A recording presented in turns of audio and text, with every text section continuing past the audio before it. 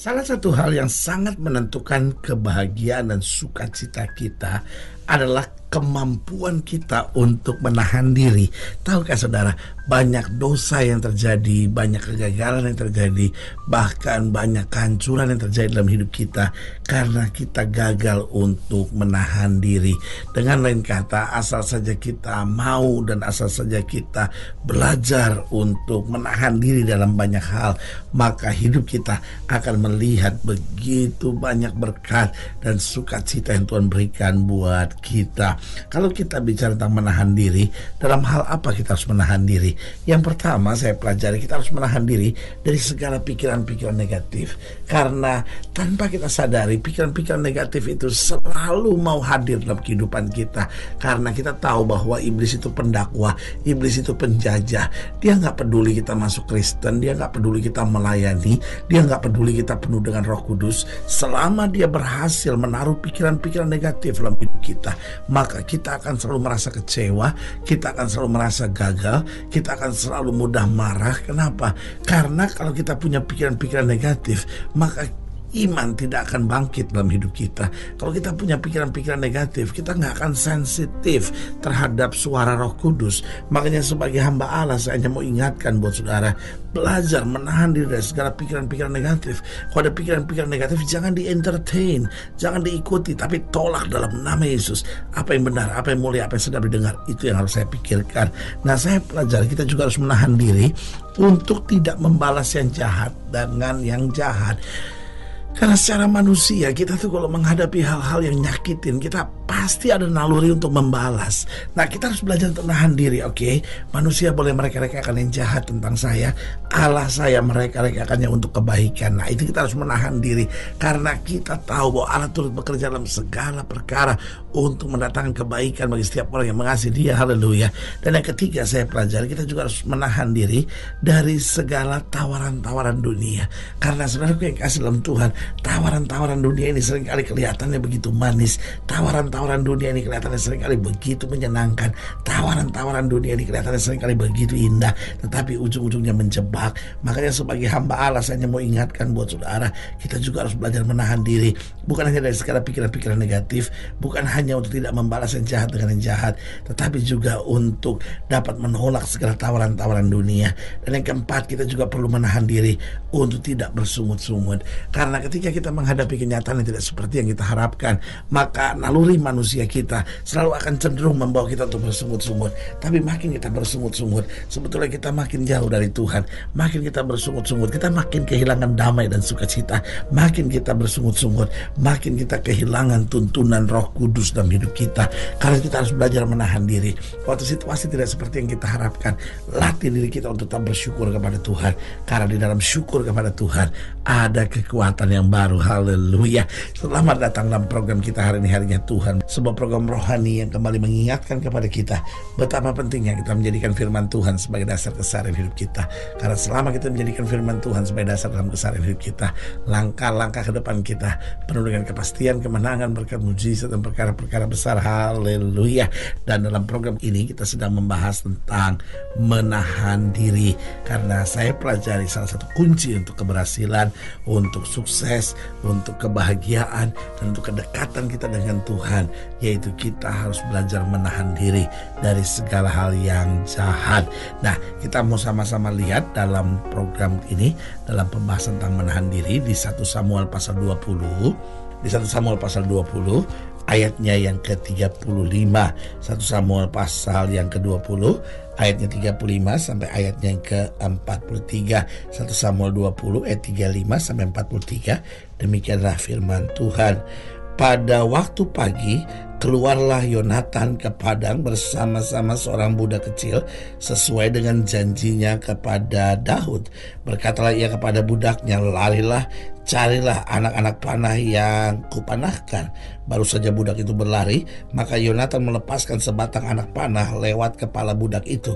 Ketika budak itu sampai ke tempat yang letaknya anak panah yang dilepaskan Yonatan itu, maka bersulah Yonatan dari belakang budak itu, katanya, bukankah anak panah itu lebih ke sana? Kemudian berserulah Yonatan dari belakang budak itu, ayo cepat, Jangan berdiri saja. Lalu budak Jonathan memungut anak panah itu dan kembali kepada tuannya. Tetapi budak itu tidak tahu apa-apa. Hanya Jonathan dan Daud lah yang mengetahui hal itu.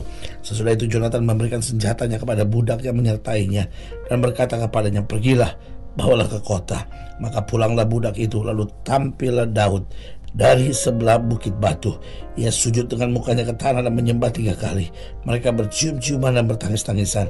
Akhirnya Daud dapat menahan diri. Dia tidak larut dalam kesedihan, dia tidak larut dalam kepahitan, dia tidak larut dalam kebencian, tetapi dia dapat menahan diri. Kemudian berkatalah Jonathan kepada Daud, "Pergilah dengan selamat. Bukankah kita berdua telah bersumpah demi nama Tuhan demikian, bahwa Tuhan akan ada di antara aku dan engkau serta di antara keturunanku dan keturunanmu sampai selama-lamanya." Setelah itu bangunlah Daud dan pergi, dan Jonathan pun pulang ke kota. Nah, saudaraku yang kasih dalam Tuhan, Daud berhasil menahan dirinya untuk tetap berjalan dalam kehendak Tuhan. Nah, saya pelajari di area ini, di bagian ini, banyak orang Kristen jatuh bangun. Dia cinta Tuhan, tetapi gagal untuk menahan diri dengan sungguh-sungguh. Nah, saudaraku yang kasih dalam Tuhan, saya pelajari Daud berhasil menahan diri karena beberapa hal penting. Yang pertama, karena dia memandang kasih setia Tuhan lebih daripada kesalahan manusia.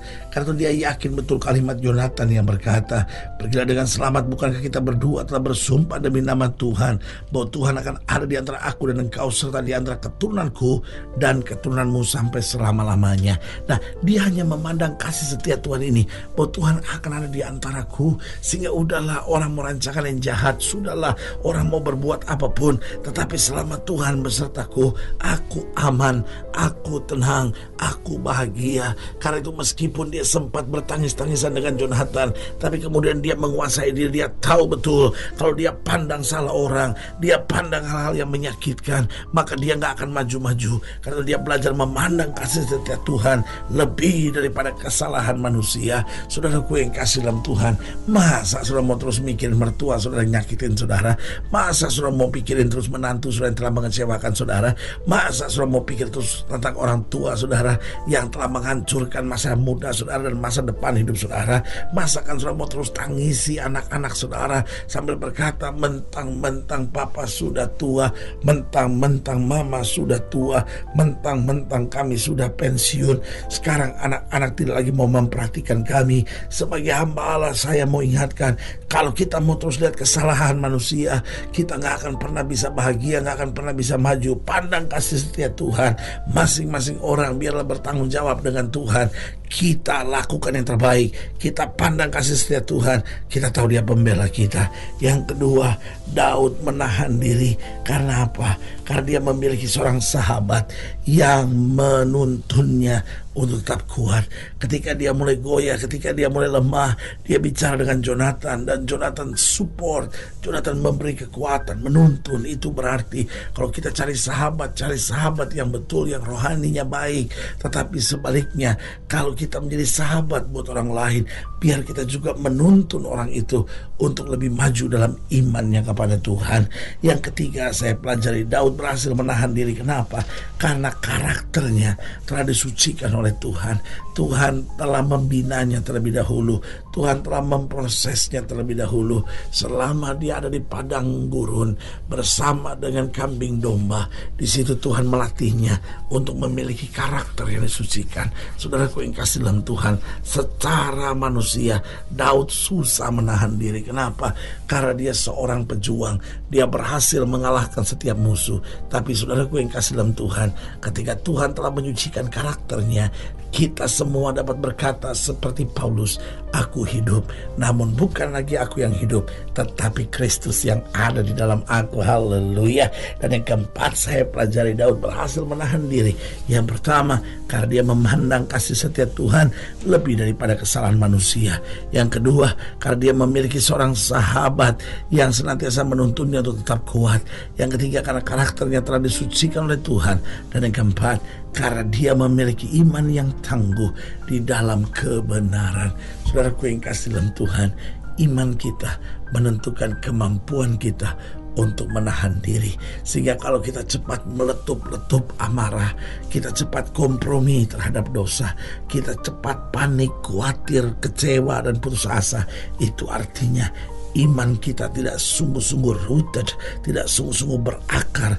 Iman kita cuma nempel, dan ketika copot, wah, ribut, saudara. Sebagai hamba Allah, saya mau ingatkan, ayo kita punya iman yang tangguh dalam kebenaran, benar-benar berakar sepenuhnya, sehingga mau ada tantangan bagaimanapun, kita berkata, Tuhan, aku belajar menguasai diri, aku belajar menahan diri, sehingga apa yang Tuhan perintahkan saja, itu yang saya mau kerjakan dalam hidup ini. Haleluya. Saudara yang kasih dalam Tuhan, jika saudara yang lain lebih jauh, hubungi kami melalui telepon, hubungi kami melalui surat, kunjungi website kami, karena kami ada untuk membawa Bapak Ibu saudara senantiasa lebih dekat pada Tuhan dan mengalami kasih kuasa mujizat yang luar biasa. Secara khusus melalui program ini juga saya mau berdoa buat setiap saudara yang sakit, setiap saudara yang berbeban berat, karena saya percaya bahwa bagi Allah tidak ada perkara yang mustahil. Dan saudara-saudara yang didoakan secara khusus, boleh taruh tangan kanan saudara di dada, dan kita akan berdoa. Mari kita berdoa. Bapa, dalam nama Yesus, hamba doa buat yang sakit, hamba doa buat yang berbeban berat, hamba doa untuk setiap mereka yang sedang menghadapi masa-masa yang sukar, karena hamba percaya bahwa bagi Allah tidak ada perkara yang mustahil. Bapa, hamba berdoa di dalam nama Yesus, Tuhan jamah yang sakit, Tuhan sembuhkan, yang lemah Tuhan kuatkan, yang susah Tuhan hiburkan, yang jatuh Tuhan angkat, sehingga hari-hari penuh kemenangan boleh berlaku. Di dalam nama Yesus kami berdoa. Haleluya. Amin, amin. Saudara yang kasih dalam Tuhan, kita sudah doa. Ini saatnya kita belajar menahan diri dari segala pikiran negatif. Mari kita menahan diri untuk tidak balas yang jahat dengan yang jahat. Kita menahan diri dari segala tawaran dunia, dan akhirnya kita menahan diri untuk tidak bersungut-sungut, tapi bersuka cita dalam segala perkara. Doa saya menyertai saudara. Sampai berjumpa pada program berikut, dan jangan lupa jadikan hari ini hari yang Tuhan. Haleluya.